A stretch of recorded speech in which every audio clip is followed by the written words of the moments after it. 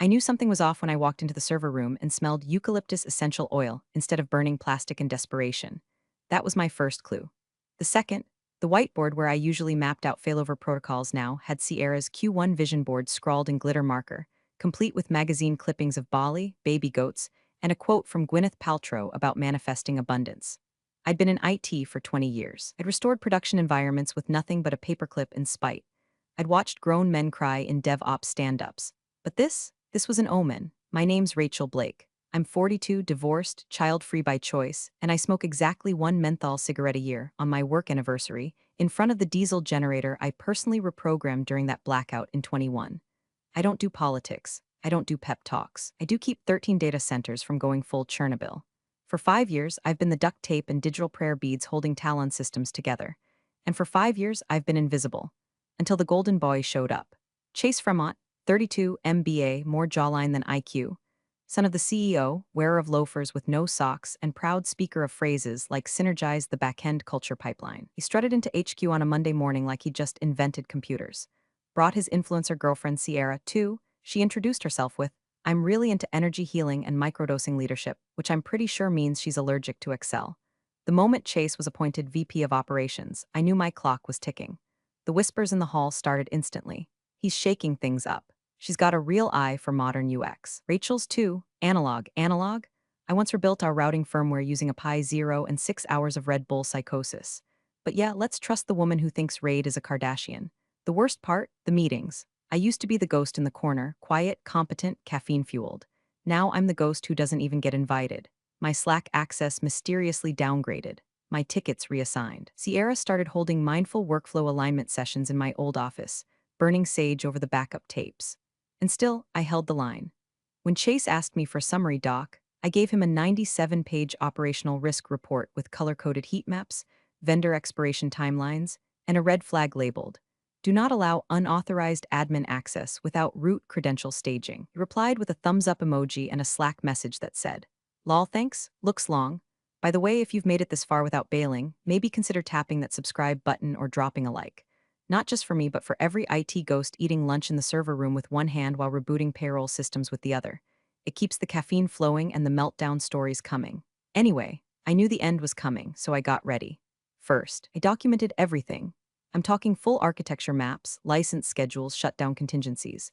I encrypted backups, flagged expiring contracts, printed hard copies of every vendor agreement, and uploaded my resignation letter to 3 separate cloud drives.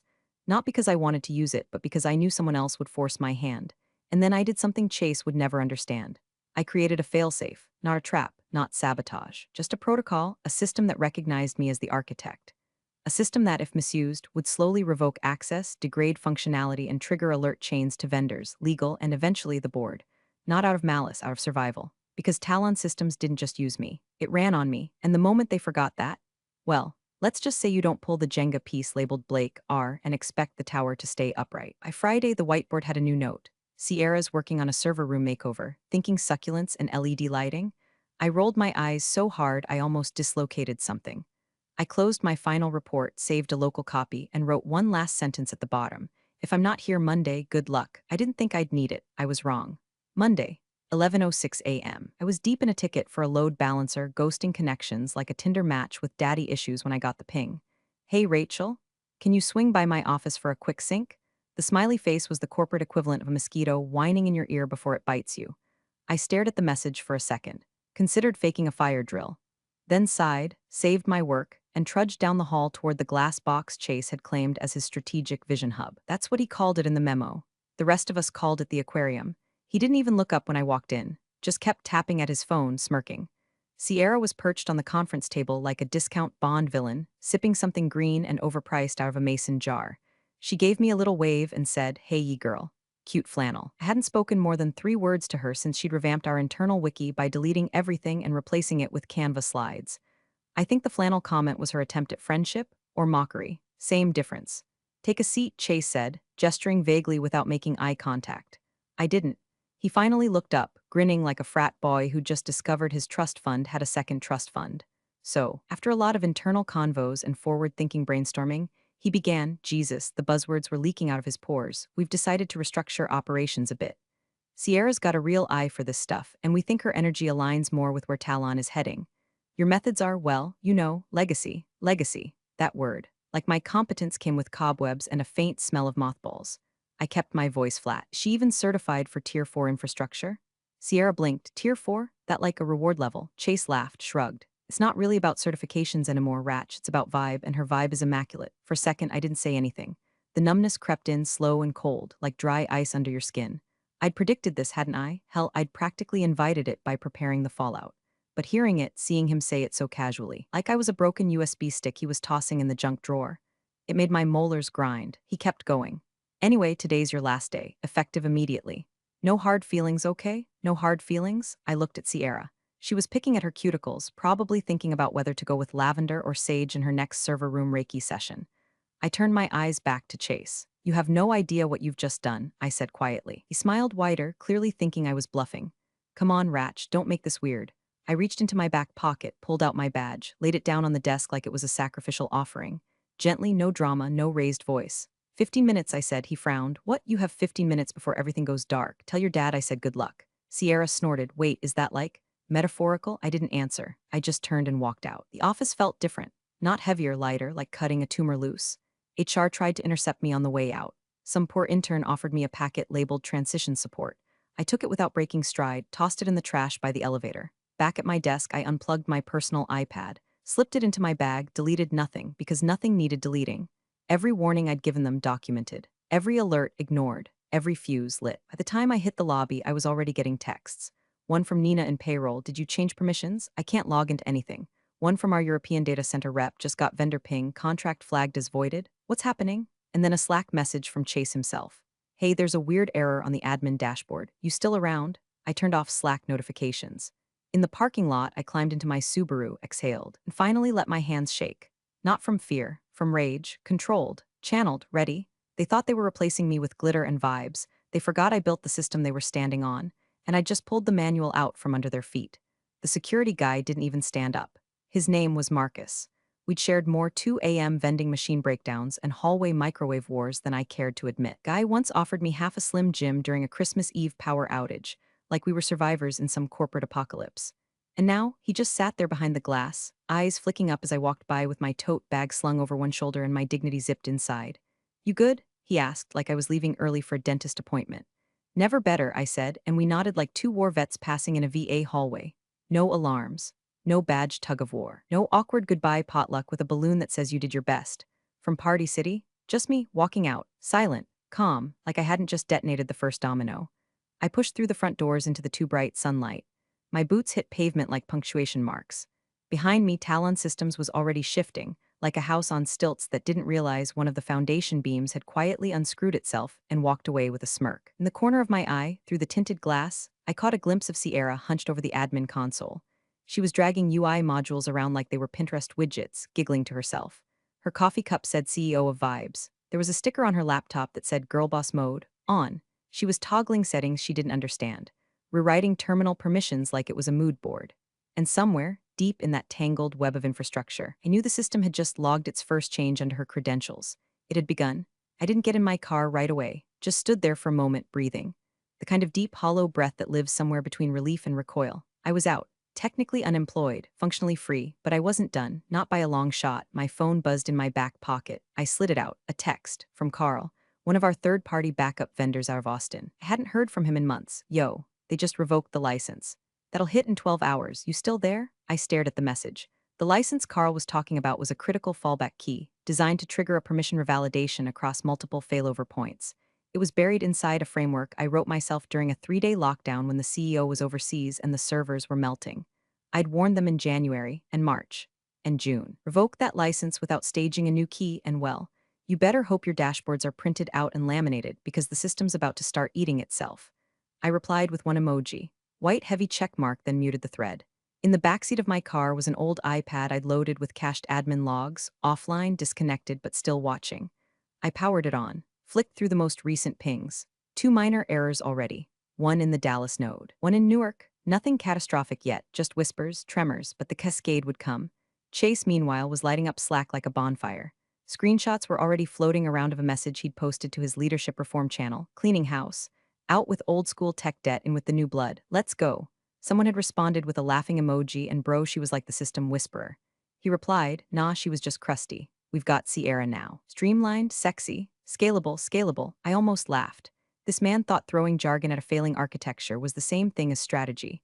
Thought a girl who edited her TikToks with trap beats and lens flares could manage a tier 4 load balancer. But this wasn't about them anymore. This was about me. My hands, my code, my logic, those were in the bones of Talon. I'd written modules under the fluorescent flicker of failing bulbs. I'd patched security flaws at 3 a.m. while Sierra was probably still deep in an oat milk coma. I didn't just maintain that system, I became it. And when you rip out the heart without checking if there's a backup, you don't get a clean reboot, you get smoke and silence. By the time I got home, another alert had popped on the iPad, something about missing endpoint tokens. Sierra probably nuked them thinking they were clutter. Chase probably told her it was fine, probably high-fived her afterward and ordered kombucha. Let them celebrate, let them think they'd won. I warmed up some leftover chili, poured a glass of cheap Cabernet, and opened a private console.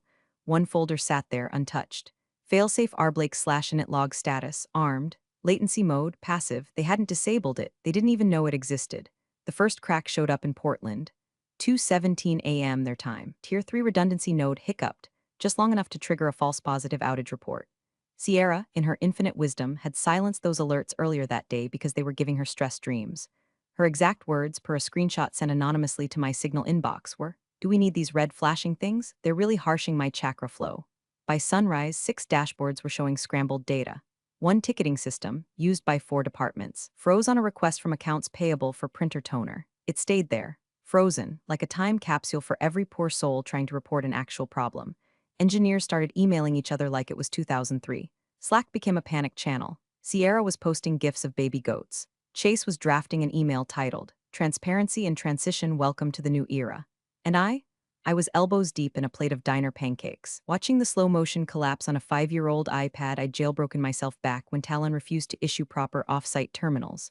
The waitress poured me more burnt coffee and said, "You look like someone who just won a lawsuit." "Close," I muttered, "I just quit one." The logs ticked on, memory spikes, access errors, terminal timeouts. This wasn't sabotage. That's the part everyone gets wrong. I didn't hack anything, didn't touch a single line of code after I walked out those doors. All I'd done was stop.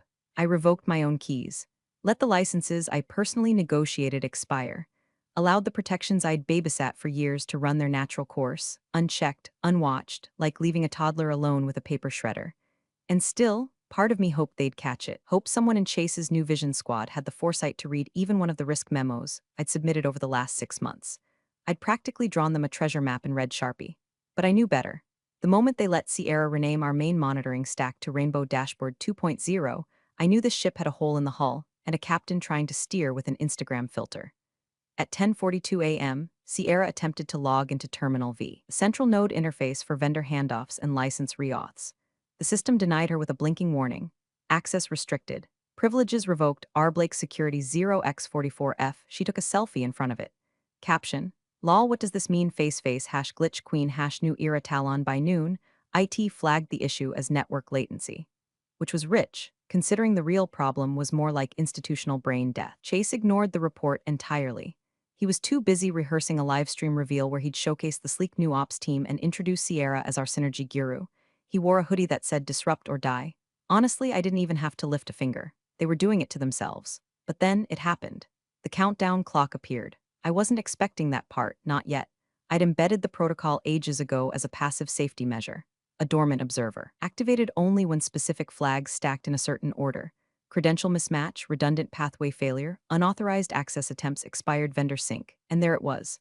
12:13 p.m. The iPad pinged softly. A new log entry appeared. Failsafe protocol R Blake initiated. Time remaining 11:57:04. No beeps, no alarms, just a soft line of red text blinking like a heartbeat. The countdown had begun. Didn't mean fire and brimstone. It meant full system lockdown. Talon's internal architecture would begin isolating compromised modules, revoking external access points, and most importantly, locking the doors to anyone without my original encryption signature. Talon was about to learn what it meant to be cut off from itself. I sat there, fork frozen mid-bite, syrup dripping back onto my plate. Even I hadn't expected the tripwire to go off this fast. The waitress refilled my cup again. "You okay, Han?" I looked at the screen, at the blinking red numbers, at the logs updating like a heart monitor sliding toward cardiac arrest. "Yeah," I said slowly. just watching a bad decision come home to roost. By 8:47 the next morning, Talon Systems was in full chicken with its head cut off mode, and not the farmyard kind, more like the kind where the chicken's wearing designer sunglasses and demanding a quarterly growth forecast while bleeding all over the boardroom carpet. I had logs open on 3 devices now: the iPad, my laptop, and an old Android burner I used during the 2019 crypto scam phishing scare. Every single terminal was screaming the same thing in different dialects: systems compromised, documentation missing, access denied, failovers failing to fail. In London, a DevOps contractor flagged a critical doc request for one of our European license vendors. His email, riddled with frantic typos, said, "Need urgent credential tree for FR Node 3 handoff. All backup tokens invalid." Chase says, "Look in shared drive, nothing there." Help? There was nothing to help with. I'd removed the last trace of that credential tree 3 days ago, per protocol, after seeing Chase grant Sierra Tier 0 clearance like it was a VIP pass to Coachella. Meanwhile, back at HQ, Chase was standing in the middle of the operations floor like Nero in a Patagonia vest, insisting that a full system refresh would solve everything. "Just reset the admin stack," he told someone over Zoom. "We'll resync from Sierra's profile. She's got the new workflow vibe." Sierra, bless her caffeinated heart, posted a TikTok mid-crisis, spinning around in the darkened server room while fluorescent lights flickered behind her. The caption: "When your data vibes are off but your outfit still slaps fire, floppy woman # new era Talon # glitchy but cute within 5 minutes." Someone commented, "Why is your dashboard down though?" Face with tears of joy, the post had 18,000 views and climbing. Internally, 12 dashboards were flatlined. Payroll couldn't access their own bank routing numbers. And marketing, God bless M, was still running banner ads for the live stream reveal Chase had planned that afternoon. And that's when my phone buzzed. Blocked number, but I knew who it was. I let it ring, watched it ring, let it die on its own. He tried again, then again. Third time I answered, didn't speak, just breathed. Chase's voice came through, clipped, fake calm. "Hey Rachel, hey, just checking in. So, quick thing. We're seeing some weird stuff on the back end and I was thinking, haha, maybe you could pop in real quick, just for like, clarity." Totally chill. I hung up. The truth is I hadn't wanted chaos, I really hadn't. Despite everything, the disrespect, the blindsiding, the way they tossed me out like yesterday's firmware, I never wanted Talon to burn. I built that system, piece by piece, like a ship I was sailing alone, night after night. But now it was a ghost ship, and they were steering blindfolded. So I did something I hadn't planned to do. I opened a private tab, no cookies, no VPN, no trace, and I sent one anonymous email. Subject: time-sensitive systems access and legal exposure to Talon Systems Board of Directors internal listserv body. Per the 2017 Internal Ops Liability Clause, Appendix B, Section 4, any compromise of infrastructure, access chain, or core systems resulting from personnel changes not reviewed and approved by the founder constitutes a breach of contract and voids all indemnity protections held by Talon Systems against damages incurred. This clause was added following the 2016 DeGraph server outage. All architecture in question was constructed, maintained, and decommissioned solely under my signature. Please refer to Internal Audit Chain, R, Lake #RB09422RED for compliance logs. ETA to critical system failover, less than 4 hours. You may still have time, you may not. I signed it simply. R then closed the browser and deleted the device profile. I sat there for a moment, just breathing, not because I felt triumphant, not even vindicated, but because I'd spent 5 years screaming into a void, filing memos no one read, patching holes no one saw, carrying the weight of systems no one understood. Now the silence was theirs to bear. The first email hit like a slap across the boardroom. It was forwarded to me anonymously at 6:19 p.m. from a doc review at Talon's net address that hadn't been used since the 2020 merger panic. Subject line: urgent, liability review RB clause active. Inside, buried under legalese and full paragraph red text, was the sentence I'd written years ago, back when the CEO was still sane and the company still ran on logic, not influencers and buzzwords. No indemnity shall apply where system failure arises from unapproved personnel changes affecting Tier 0 infrastructure control.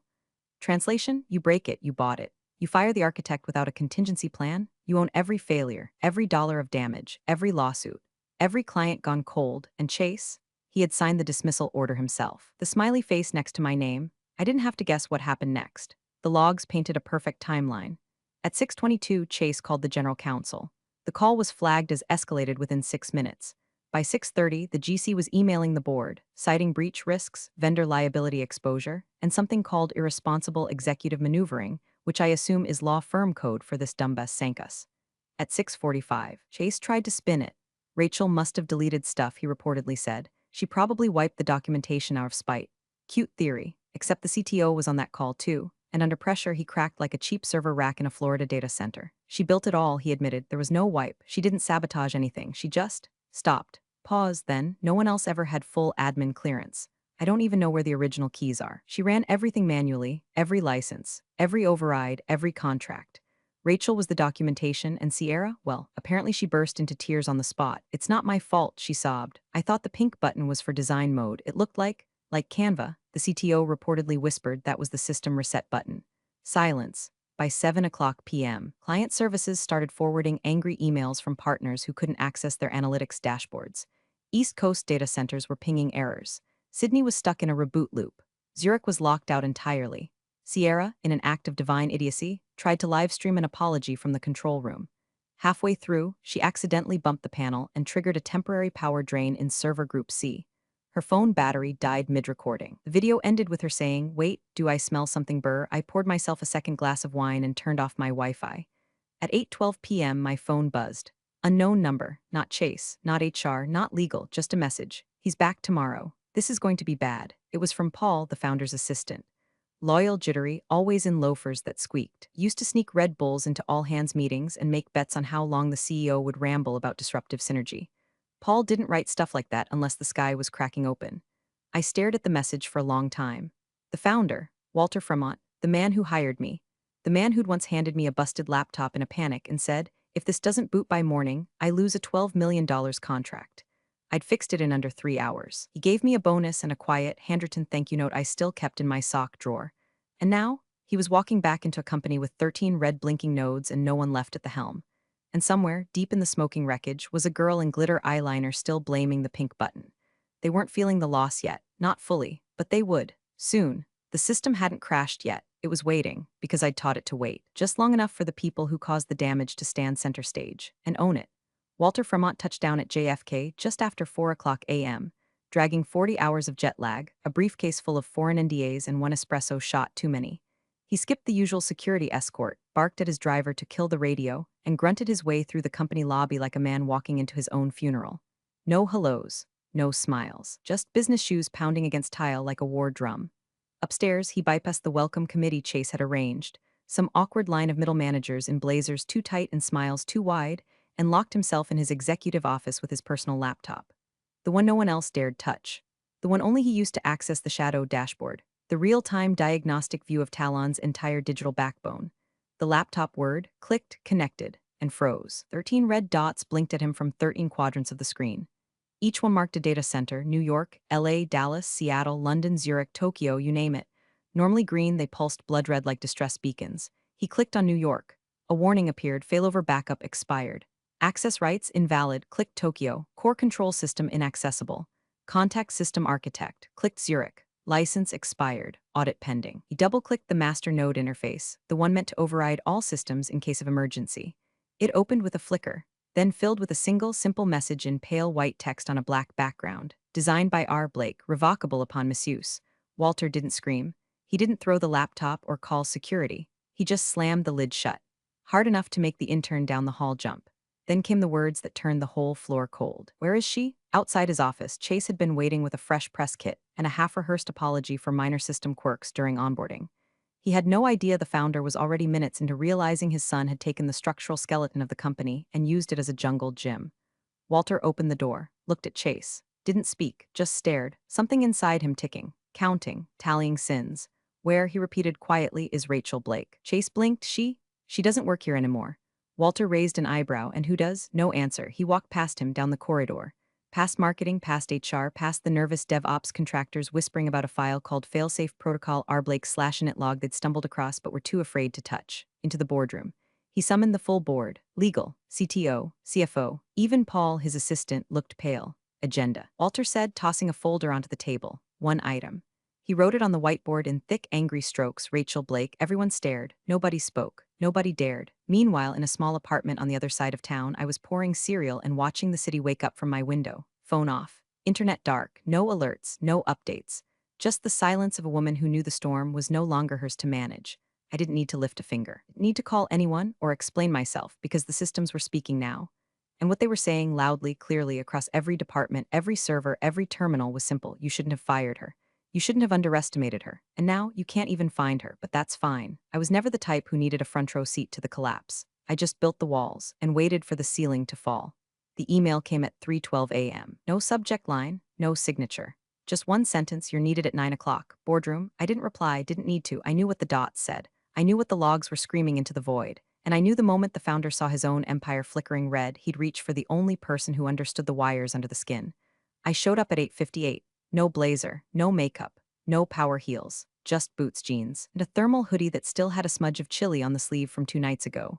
Hair in a loose bun, face set like granite. I walked past the receptionist, who blinked like she was seeing a ghost, past Marcus at security, who gave me a slow, reverent nod without a word. Elevator up, top floor.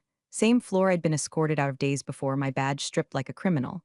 Now, nobody stopped me. The boardroom was full when I entered. Long polished table, nervous eyes, coffee cups clutched like lifelines.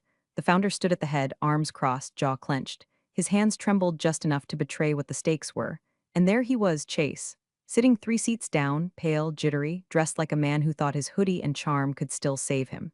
Sierra wasn't with him. Rumor was she locked herself in the marketing closet after accidentally triggering an HVAC shutdown by trying to reset the office energy grid.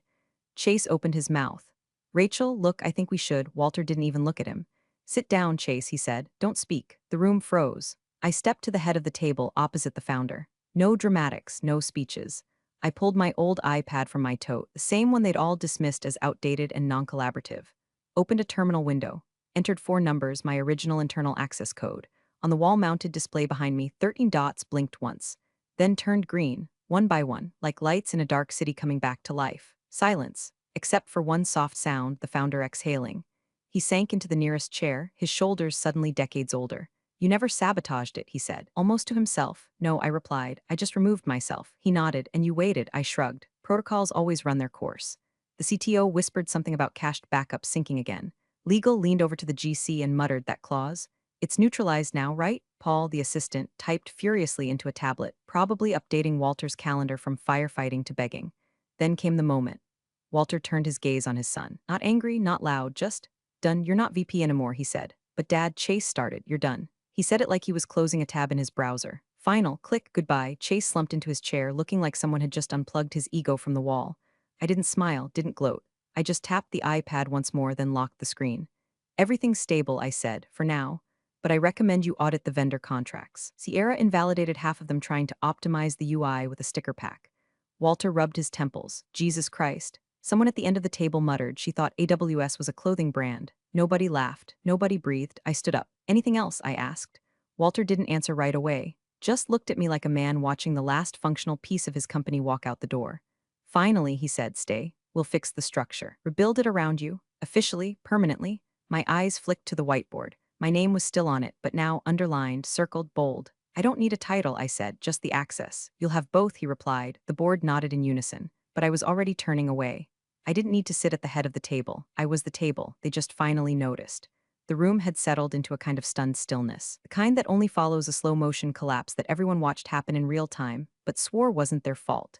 Chase looked like he was melting into his ergonomic chair, fingers twitching against his phone screen like it might deliver him a lifeline. Walter had gone full statue, rigid spine, hollow stare, the weight of inheritance pressing into his shoulders like gravity had tripled. I stood in that silence and reached into my bag. Not the iPad this time, not a flash drive or folder of patch notes, just a single sheet of paper, crisp, off-white, thick enough to slice egos. I slid it across the table, smooth, deliberate, the kind of gesture you make when you know the room's oxygen levels are about to shift. Walter glanced down at it, squinting at the print, his brow furrowed first, then his jaw, then his hands tightening at the edge of the paper like he might tear it just to release the tension. This is your original contract, he said slowly.